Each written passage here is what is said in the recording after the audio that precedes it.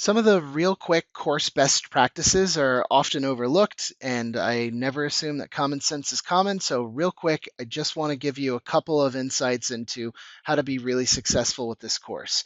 So, take notes as needed. If you feel like you're a better absorber of information when you take notes, that's totally fine. There's lots of info and lots of resources, and I've often found when watching other people demonstrate something, new ideas are constantly being triggered. So I kind of have like a side table of where I capture all kinds of ideas, bookmark the useful sites, and actually sign up for stuff. It's totally fine. The majority of the tools that I'm demonstrating are for free or have freemium options. And you can always hit pause, go explore.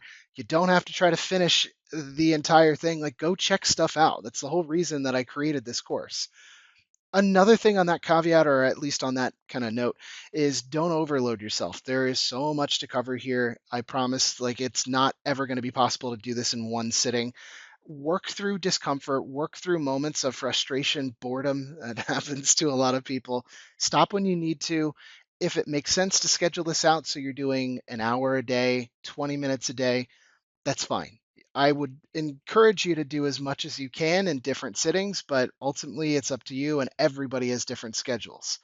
This is a relatively easy one, but try not to skip ahead. There are going to be opportunities to do that, and there are a number of areas that I would consider to be optional, and I'll go over those and say you don't have to do this activity. I don't think everything is absolutely required. I just wanted to like give as much resources, as much firepower for anybody to potentially run through and use on their own.